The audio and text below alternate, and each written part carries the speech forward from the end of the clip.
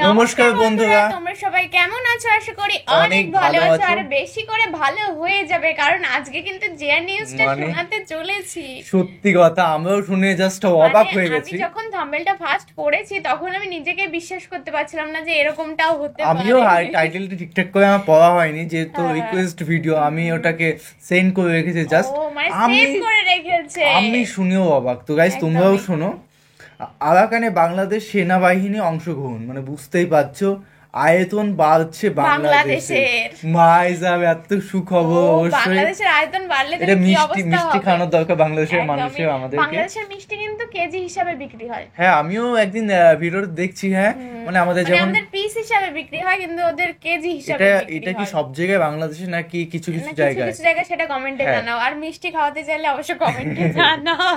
অবশ্য বাংলাদেশে আমি শুনেছি পিঠে একদম। বিখ্যাত বিভিন্ন হ্যাঁ, রকমের, মানে পিঠে অনেক প্রকারের পিঠে বানায়। এত ধরনের আইটেম যেটা আমি Item। খেলেও মানে আমার দিন শেষ হবে না। হ্যাঁ, তো তো 2-3 দিন ধরে পিঠেই খাবি। যাই না কেন ভিডিওটি দেখবো এবং মেইন ভিডিও তোমার ডিসক্রিপশন বক্সে পেয়ে যাবে, ওখান থেকে তোমার চেক আউট করতে পারো। গাইস একটা রিকোয়েস্ট, প্লিজ প্লিজ সাবস্ক্রাইব করে পাশে দিও। থাকা বেল আইকনটি অল করে দিও নিত্য নতুন ভিডিও আপডেট পাওয়ার জন্য সবার প্রথমে। আর সাবস্ক্রাইব করলে তো আমরা প্রচুর মোটিভেট হই। একদম। তো চলো গাইস আজকে ভিডিওটি শুরু করা যাক। মিয়ানমারের আরাকান রাজ্য ঐতিহাসিক কাল থেকেই বাংলাদেশের অংশ ছিল, কিন্তু 1947 সালে দেশভাগের সময় বাঙালি নেতাদের দূরদর্শিতার অভাবে আরাকান রাজ্য বাংলাদেশের হাতছাড়া হয়। তবে 75 বছর পূর্বে বাংলাদেশ থেকে বিচ্ছিন্ন হওয়া আরাকান রাজ্য আবারও বাংলাদেশের সঙ্গে যুক্ত হতে চলেছে। সম্প্রতি আরাকান রাজ্যকে বাংলাদেশের সঙ্গে যুক্ত করার প্রস্তাব দিয়েছে মিয়ানমারের বিদ্রোহী গোষ্ঠী আরাকান আর্মি। এমনকি রাখাইন রাজ্যকে মিয়ানমার থেকে স্বাধীন করতে বাংলাদেশের সর্বাত্মক সহযোগিতা চায় দেশটির বিদ্রোহী গোষ্ঠী আরাকান আর্মি। কিন্তু ঠিক কী কারণে আরাকান আর্মি রাখাইনকে বাংলাদেশের সঙ্গে যুক্ত করতে চায়? বাংলাদেশ সেনাবাহিনী কি পারবে আবারও আরাকান রাজ্য দখল করতে? বন্ধুরা, এই সব কিছুই জানতে পারবেন আমাদের আজকের ভিডিওতে। ভিডিওটি শুরু করার পূর্বে অনুরোধ রইল একটি লাইক দিয়ে শেষ পর্যন্ত দেখবেন। তো চলুন শুরু করি। আরাকান আর্মি মিয়ানমারের স্বাধীনতাকামী একটি সংগঠন। মিয়ানমার থেকে আলাদা স্বাধীন রাষ্ট্র গঠনের দাবি তুলে 2009 সালের 10 এপ্রিল আরাকান আর্মির জন্ম হয়। মাত্র 26 জন পুরুষকে নিয়ে যাত্রা শুরু করা আরাকান আর্মির বর্তমান সদস্য সংখ্যা প্রায় 38,000। মিয়ানমারের স্বাধীনতাকামী বিদ্রোহী সংগঠনগুলোর মধ্যে সবচেয়ে শক্তিশালী হচ্ছে আরাকান আর্মি। আরাকান আর্মির দাপটে একের পর এক অঞ্চল হারিয়ে কোণঠাসা হয়ে পড়েছে মিয়ানমারের সেনাবাহিনী। তাছাড়া কথিত আছে বাংলাদেশি গোয়েন্দারাও আরাকান আর্মির সদস্যদের পাহাড়ের গভীর জঙ্গলে প্রশিক্ষণ প্রদান করে থাকে। যদিও মিয়ানমার তাদের এই দাবির সপক্ষে এখনো পর্যন্ত কোনো উপযুক্ত প্রমাণ হাজির করতে পারেনি। আরাকান আর্মি রাখাইন রাজ্য থেকে বাংলাদেশে পালিয়ে আসা রোহিঙ্গা জনগোষ্ঠীকে ফিরিয়ে নেওয়ার ব্যাপারে আগ্রহ প্রকাশ করেছে, যার কারণে মিয়ানমারের জান্তা সরকার আরাকান আর্মিকে বাংলাদেশের এজেন্ট হিসেবে সন্দেহ পোষণ করে। মিয়ানমার সরকার মনে করে বাংলাদেশের গোয়েন্দা সংস্থার লোকজন আরাকান আর্মিকে গোপনে অর্থ ও ট্রেনিং সহায়তা প্রদান করে।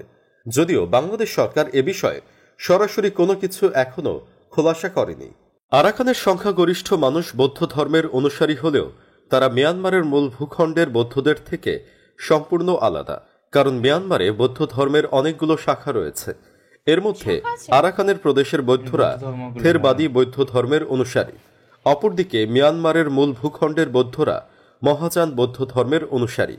ঐতিহাসিকভাবেই আরাকানের থেরবাদী বৌদ্ধ ধর্মের অনুসারী এবং বার্মার মূল ভূখণ্ডের মহাযান বৌদ্ধ ধর্মের অনুসারীদের মধ্যে সংঘাত লেগেই ছিল। আরাকানের থেরবাদী বৌদ্ধরা দীর্ঘদিন যাবৎ আরাকান ভূখণ্ডে আলাদা স্বাধীন ভূখণ্ডের জন্য সশস্ত্র সংগ্রাম চালিয়ে আসছে। ভৌগোলিকভাবেও আরাকান রাজ্য মিয়ানমারের মূল ভূখণ্ড থেকে অনেকটা বিচ্ছিন্ন, কারণ সুবিশাল আরাকান পর্বতমালা দিয়ে পুরো রাজ্যটি মিয়ানমারের মূল ভূখণ্ড থেকে আলাদা হয়ে রয়েছে। তাছাড়া আরাকান রাজ্যের মানুষের সঙ্গে মিয়ানমারের মূল ভূখণ্ডের ঐতিহ্য, সংস্কৃতি, কালচার সম্পূর্ণ আলাদা। আরাকান রাজ্য প্রচুর প্রাকৃতিক সম্পদে ভরপুর থাকলেও এই রাজ্যটি মিয়ানমারের অন্যতম দরিদ্র প্রদেশ, কারণ মিয়ানমারের সামরিক সরকার রাজ্যটি থেকে বিভিন্ন মূল্যবান প্রাকৃতিক সম্পদ শোষণ করলেও আরাকানের জনসাধারণের জীবনমান উন্নয়নে তেমন কোনো অর্থই খরচ করে না। এজন্য আরাকানের সাধারণ মানুষজন মিয়ানমারের সামরিক শাসকদের বিরুদ্ধে হাতে অস্ত্র তুলে নিয়েছে এবং আরাকানের স্বাধীনতাকামী সংগঠন আরাকান আর্মিতে রাজ্যটির সাধারণ মানুষ দলে দলে যোগ দিতে শুরু করেছে। একটা সময় আরাকান রাজ্যের 70% জনগোষ্ঠী ছিল রোহিঙ্গা মুসলিম, কিন্তু পরবর্তীতে মিয়ানমারের সেনাবাহিনী এবং রাখাইনের উগ্রপন্থী বৌদ্ধদের অত্যাচারে এসব রোহিঙ্গা মুসলিমরা দেশ ছাড়া হয়ে যায়, যার ফলে রোহিঙ্গা মুসলিমদের জনসংখ্যা কমতে কমতে মাত্র 25% এসে দাঁড়িয়েছে। আরাকান আর্মি গঠিত হয়েছে কট্টর উগ্রপন্থী বৌদ্ধ দিয়ে, যারা চরমভাবে মুসলিম এবং বাঙালি বিদ্বেষী। 2017 সালে মিয়ানমার সেনাদের পাশাপাশি আরাকান আর্মিও রোহিঙ্গাদের ওপর গণহত্যা চালায়। যদিও বর্তমানে আরাকান আর্মি মিয়ানমারের সেনাবাহিনীর বিরুদ্ধে লড়াই করতে বাংলাদেশের সহযোগিতা চেয়েছে, তবে ভবিষ্যতে এই সংগঠনটি বাংলাদেশের বিরুদ্ধে এক প্রকার হুমকি হয়ে উঠবে তা নিশ্চিত করেই বলা যায়। কারণ এই সংগঠনটির অধিকাংশ সদস্যই তীব্র মুসলিম এবং বাংলাদেশ বিদ্বেষী।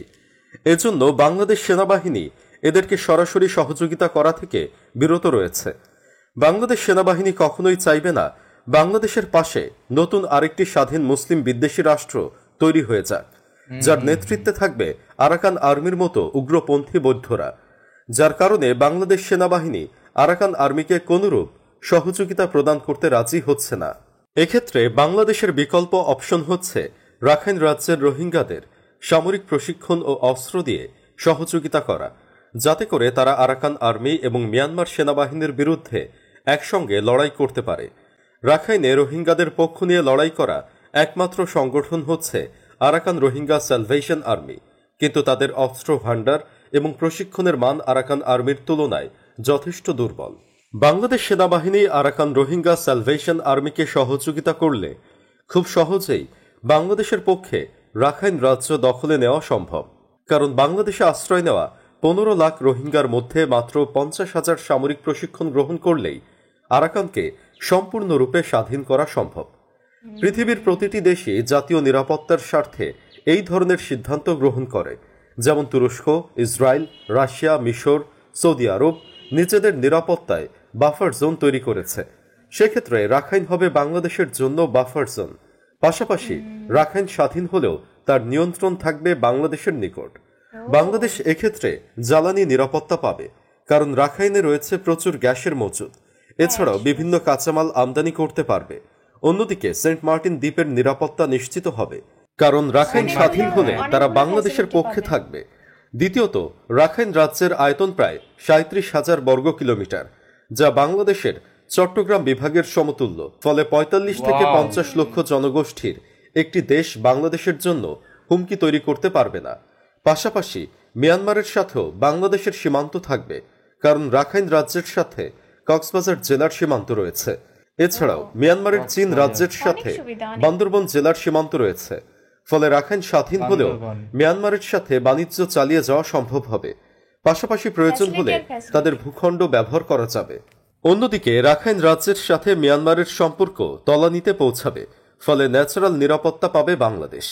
এটি কৌশলগতভাবে বাংলাদেশের জন্য বড় ধরনের বিজয় হবে, পাশাপাশি ভারতের জন্য পরাজয়ের কারণ হবে। কেননা ভারতের পূর্বাঞ্চলের 7 রাজ্যের রসদ সরবরাহ ঠিক রাখতে প্রজেক্ট কালাদান গ্রহণ করেছিল ভারত, যার আওতাধীন রাখাইন রাজ্য ব্যবহার করে পূর্বাঞ্চলের রসদ পাঠানোর কথা ছিল। রাখাইন রোহিঙ্গাদের নিয়ন্ত্রণে থাকলে এটি কোনোভাবে বাস্তবায়ন করা সম্ভব হবে না। ইতোপূর্বে বেশ কয়েকবার আরাকান রোহিঙ্গা স্যালভেশন আর্মি আরাকানকে স্বাধীন করতে বাংলাদেশের সহযোগিতা চেয়েছিল, কিন্তু শেখ হাসিনা সরকার ভারতের পরামর্শে রোহিঙ্গা স্যালভেশন আর্মিকে সহায়তা করতে অস্বীকৃতি জানায়। কারণ ভারতের আশঙ্কা ছিল রোহিঙ্গারা যদি বাংলাদেশ থেকে সামরিক সহযোগিতা পায়, তাহলে সেটি ভারতের 7 সিস্টার্সের জন্য বিপজ্জনক হয়ে উঠতে পারে। মূলত ভারতের আপত্তির কারণেই শেখ হাসিনা মিয়ানমারের স্বাধীনতাকামী সংগঠন রোহিঙ্গা স্যালভেশন আর্মিকে সহযোগিতা দিতে রাজি হয়নি। অথচ বাংলাদেশ যদি সে সময় আরাকান আর্মিকে সহযোগিতা করত, তাহলে আজকে 15 লক্ষ রোহিঙ্গার বোঝা বাংলাদেশকে কখনোই বহন করতে হতো না। শেখ হাসিনা সরকারের আমলে বাংলাদেশ আরাকান পরিস্থিতি নিয়ে নীরব দর্শকের ভূমিকা পালন করেছিল, আর মিয়ানমার বাংলাদেশের দুর্বল নেতৃত্বের সুযোগ নিয়ে 10 লক্ষ রোহিঙ্গাকে বাংলাদেশের দিকে ঠেলে দেয়। অথচ ভূ রাজনৈতিকভাবে আরাকানের সবচেয়ে গুরুত্বপূর্ণ খেলোয়াড় হচ্ছে বাংলাদেশ, কারণ বাংলাদেশের ভূ রাজনৈতিক স্বার্থ আরাকানের সঙ্গে সবচেয়ে বেশি জড়িয়ে আছে। 1992 সালে খালেদা জিয়ার সরকার আমলে মিয়ানমার সেনাবাহিনী প্রায় 2 লক্ষ রোহিঙ্গাকে বাংলাদেশের দিকে ঠেলে দেয়। এর প্রতিক্রিয়ায় বিএনপি সরকার মিয়ানমারের 2 লাখ রোহিঙ্গাকে সামরিক প্রশিক্ষণ দিয়ে মিয়ানমারের বিরুদ্ধে যুদ্ধে পাঠানোর হুমকি দেয়। সে সময় বেগম খালেদা জিয়া মিয়ানমারকে হুঁশিয়ারি উচ্চারণ করে বলেন, মিয়ানমার রোহিঙ্গাদের সম্মানে ফেরত না নিলে আরাকান মিয়ানমার থেকে বিচ্ছিন্ন করে ফেলা হবে।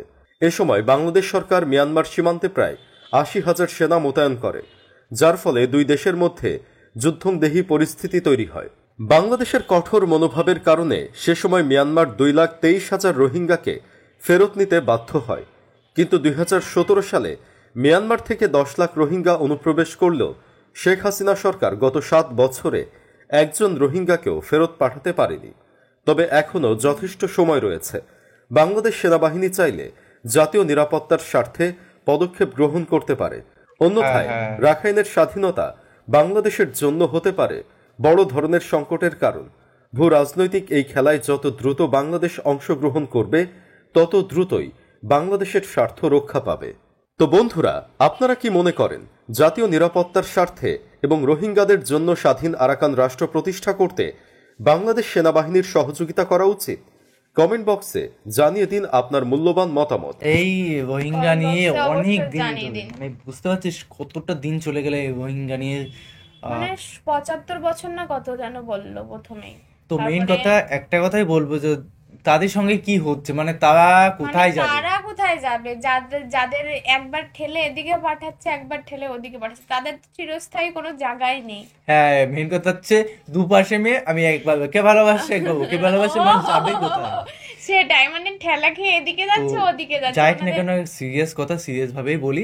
যেহেতু একটা কথাই বলি, বাংলাদেশ যদি আরাকান রাজ্য নিতে পারে তো সেই হিসেবে কিন্তু অনেক অনেক ফ্যাসিলিটি, যেমন গ্যাসের কথা বললো, কথাটা, যে খনিজ দ্রব্যটা, তারপরে সে সমুদ্রের থেকে যেই তাপে ফ্যাসিলিটিটা তোমার পাবে, বললো কক্সবাজার ওই দিক দিয়ে বান্দরবন এসব বললো, একেবারে সবকিছু সুবিধা, সেন্ট মার্টিন বিভিন্ন অঞ্চল দিয়ে অনেক অনেক ফ্যাসিলিটি পাওয়া যাবে। তো আমরা অবশ্যই মানে সেটা চাইবো যে বাংলাদেশের সঙ্গে অ্যাড হয়ে যায়। তাহলে আমরা চেষ্টা করবো আরাকান রাজ্যটাও ভালো করে ঘুরে আসতে।